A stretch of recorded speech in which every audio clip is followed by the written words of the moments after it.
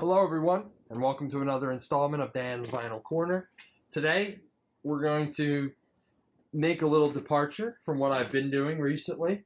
We're looking at new finds, extensively, maybe a few short-listed finds or a lot of finds, and talk about some more recent records and talk about half-speed mastering as a technique as it relates to some records that have been coming out. This has been something that has been a topic of significant discussion in the vinyl community, and something that I figured I would weigh in on as well. So as many of you know, and as will be the primary topic of discussion in this video, there is the David Bowie half-speed mastered version of Ziggy Stardust, which has just come out to commemorate the 50th anniversary, and it's noted right on the cover that it's been half-speed mastered, basically from a high-res digital transfer of the master tape. And there have also been a number of other half-speed masters that have come out from Miles Showell at Abbey Road, as well as others. And they have been met with a mixed response. The reason that people have put behind this is that the half-speed mastering technique had made the record sound lifeless or made them sound flat. However, I wonder how much this has to do with the individual engineer or the mastering choices versus the technique itself. Of course, for those who like digital records, half-speed master, or who don't mind digital records, half-speed mastering isn't necessarily a bad thing. But if you see it as an imperative to have records in analog, then half-speed mastering is probably not the way you want to go.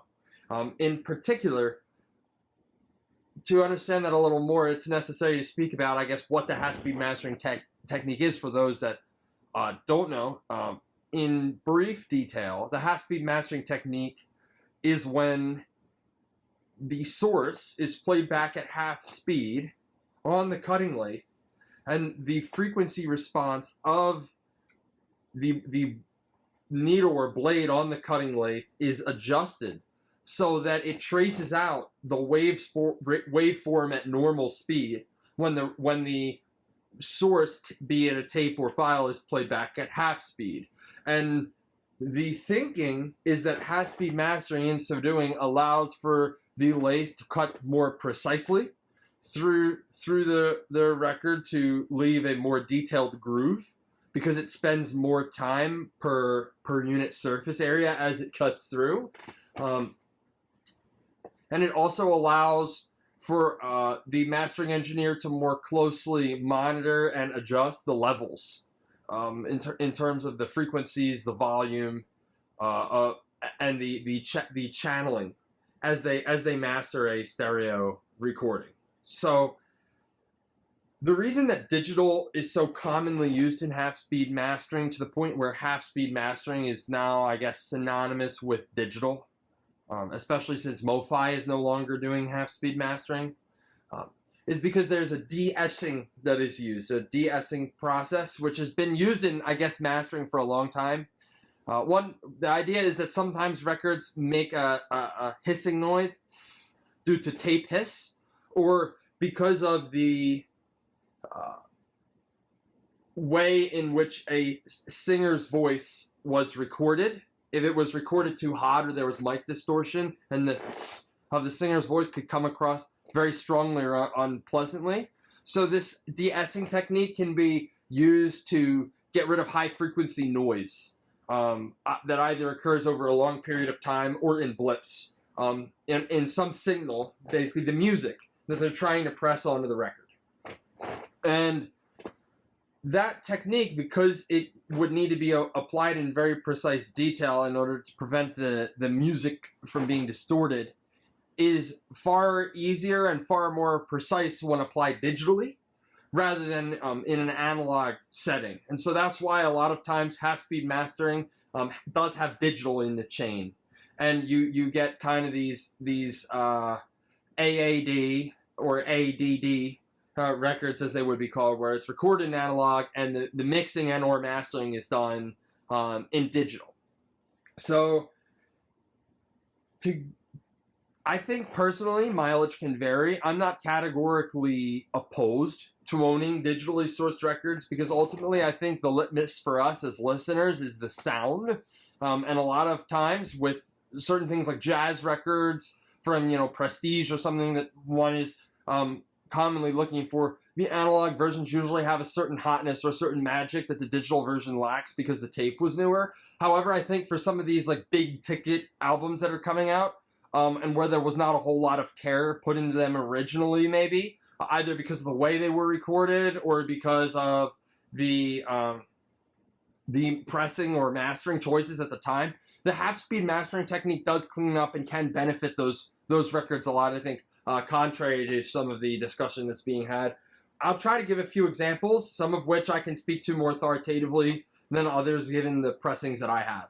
So to start out, as I said, the level of digital in the half-speed mastering chain can change depending on the exact release you're talking about, and there are some cases where the record is actually remixed and remastered digitally, and the mastering is done using a half-speed technique. One example of that here is the Beatles Let It Be, which was the issue that came out last year in the fall, and was mastered or new mixes by Giles Martin and Sam O'Kell, just like they did for Abbey Road, right? I have the Abbey Road one as well.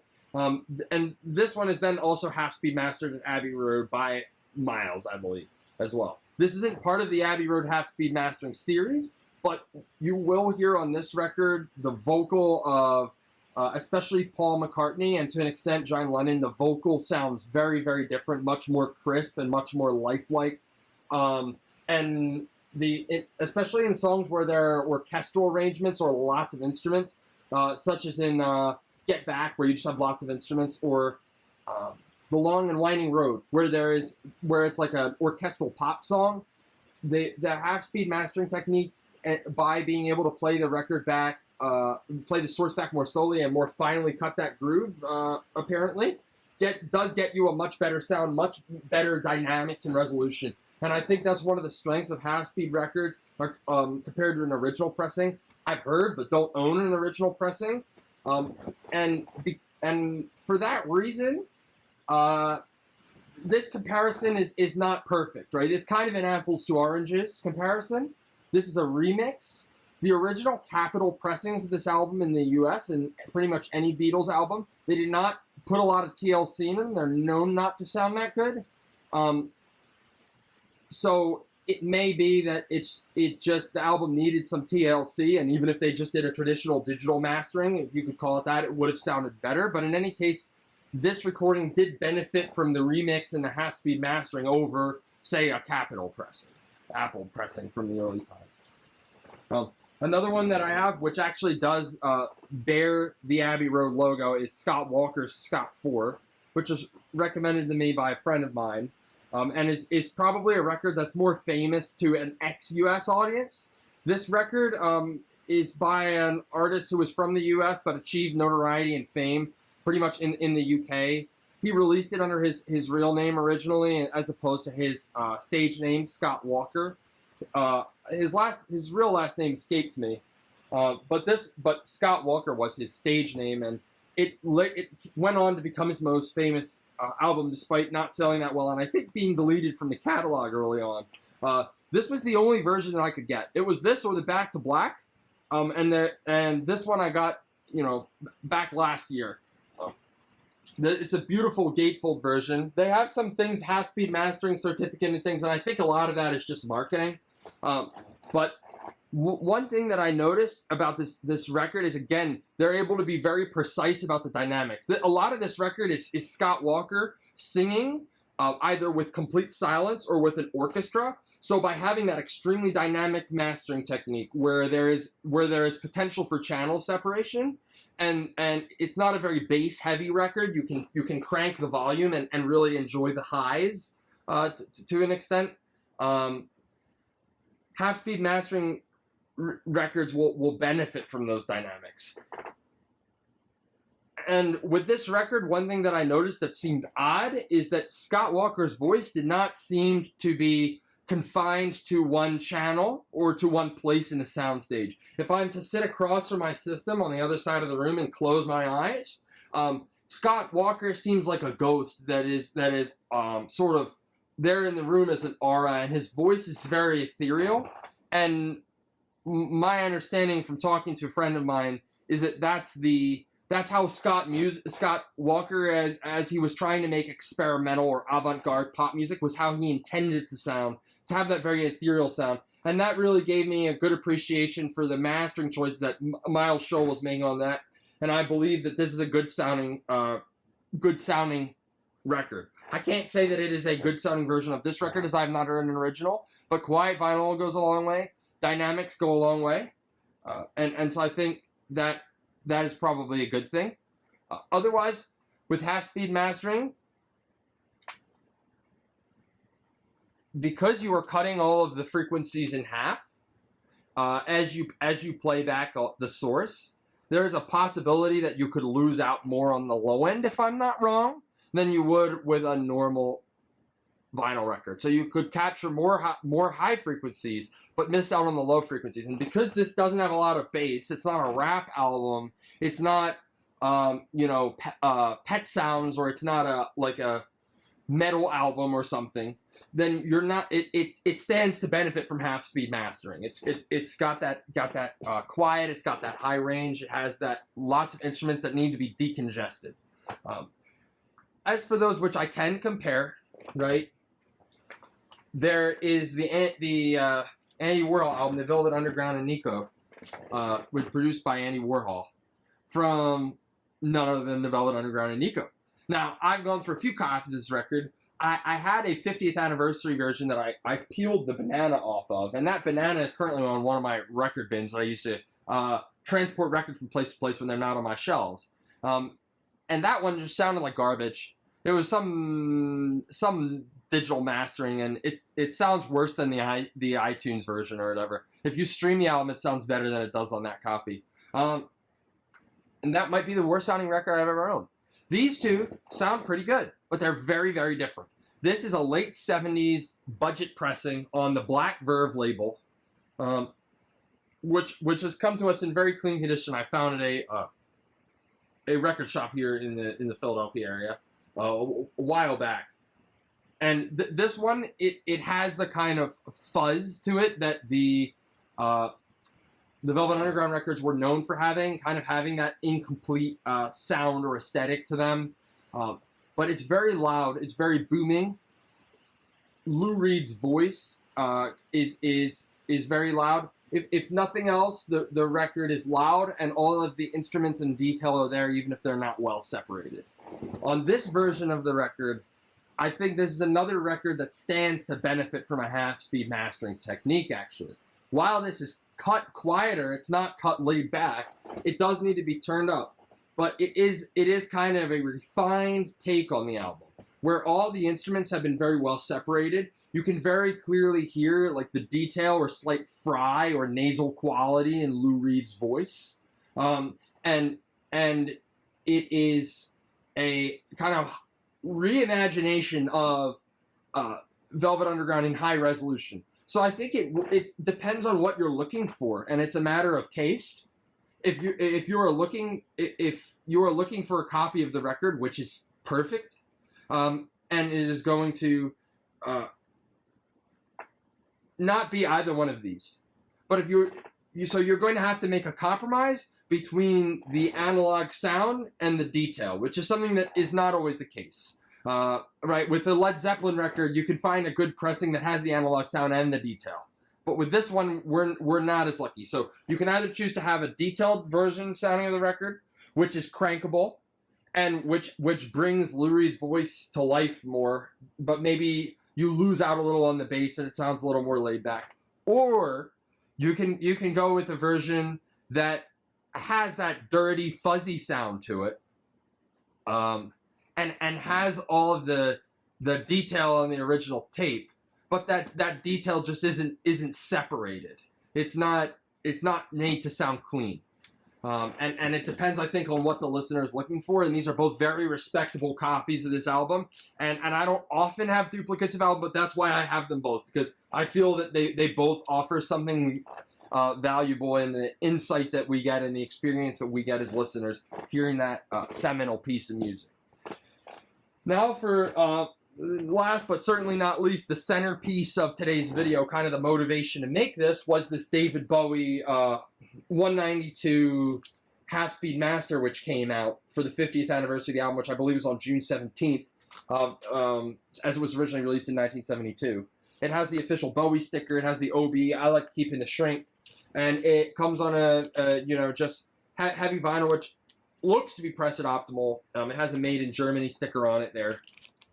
And I'll be honest with you, most of the reason that I got this is because the price was good, and I wanted to see if it would actually sound any different, or if it was just marketing.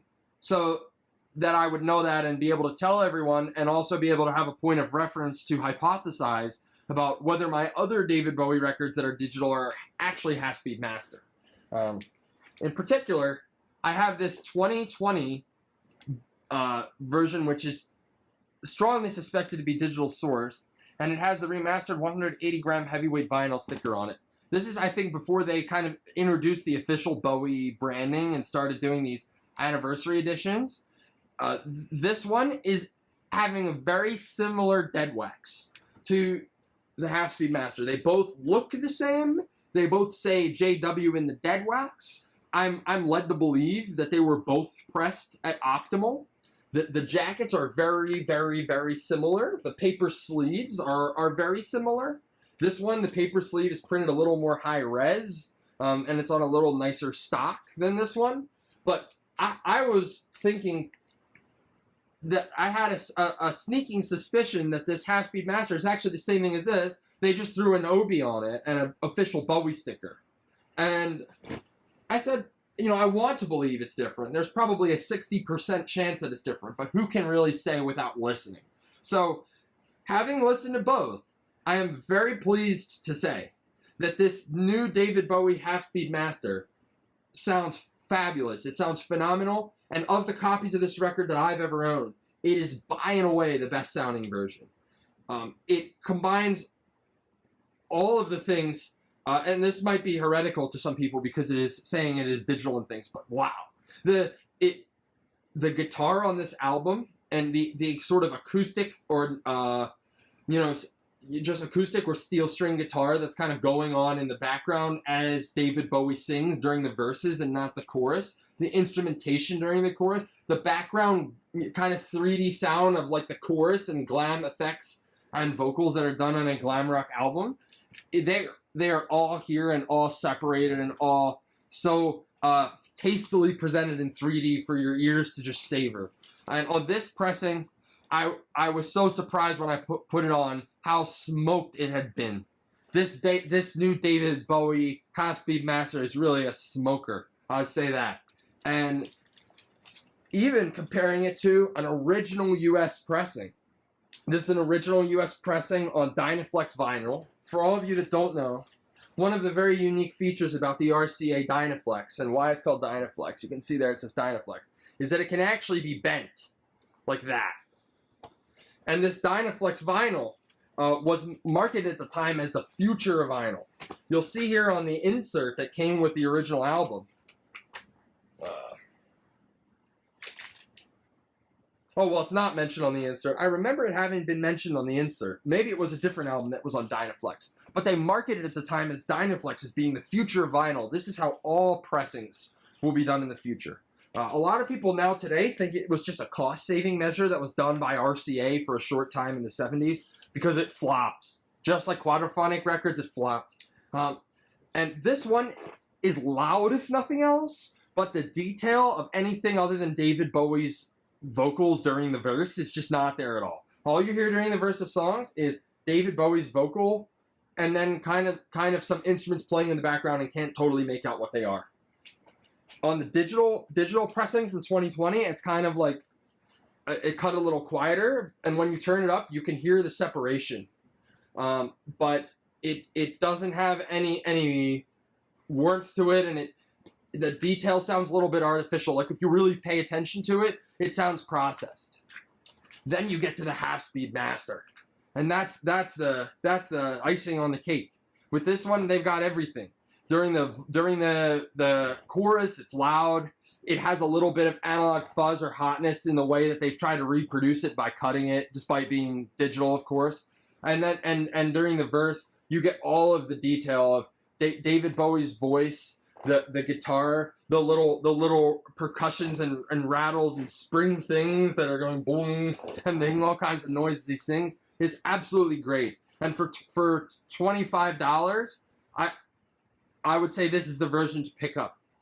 Now, I should definitely caveat that there are 3 versions of Ziggy Stardust which are known to be very heavy hitters, very top tier pressings that I've never heard and have not talked about here. One of those is the MoFi version from the 80s, which was also half-speed mastered from analog. One of them was the RCA International version on the green label with Bilbo and the Dead Wax on both sides, which is known to have a 3D analog sound and has some bass on it. And another one is the original UK pressing, which is something of a collector's item given the price. But all of those are at least 3 times the cost of this and far less accessible, and you would probably have to buy them sight unseen on Discogs. To be able to go out and get this and have this version of the record, which is one of the greatest sounding rock records I had picked up in a while, I very strongly recommend this even if you own the album. So to conclude, this one is a home run. And with half-speed mastering, it's really a matter of what you're looking for. If you don't mind that a record is digital, if you're good with being able to crank the record, if it's a record that doesn't have a lot of bass, or a record that didn't get a lot of TLC that when it was initially released, half-speed mastering is a good solution, and it's a good, cost-effective and an accessible way to get a version of the record that will sound great on your system. If you have an insistence on analog records, or you have a very premium pressing of an original record that was done right the first time, then half-speed mastering, probably you can forego it. That's all for today, and next time we'll be back with some more finds, vintage records, or maybe some more reissues. We'll see. Thank you very much for tuning in. And one other thing that I do want to say, as the video closes out, is a big thank you to Trent's Records. We owe him a big thank you, because he, through his dedicated viewership and comments, and also mentioning me and his channel in terms of the inspiration to find the Coltrane album, telling his viewership about this channel in a completely unsolicited way is just one of the great things about the community and the connections that we make through these communities and teaching each other about the records and sharing in these commonalities. So I very much appreciate that, and I'll be linking his channel below as well to go check him out, as he's doing a lot of very interesting deep cuts into jazz music, great psych rock records that he's shown throughout time, as well as some of those bread and butter Blue Notes, just grail pressings of them. So I recommend definitely checking him out as well too, and until next time.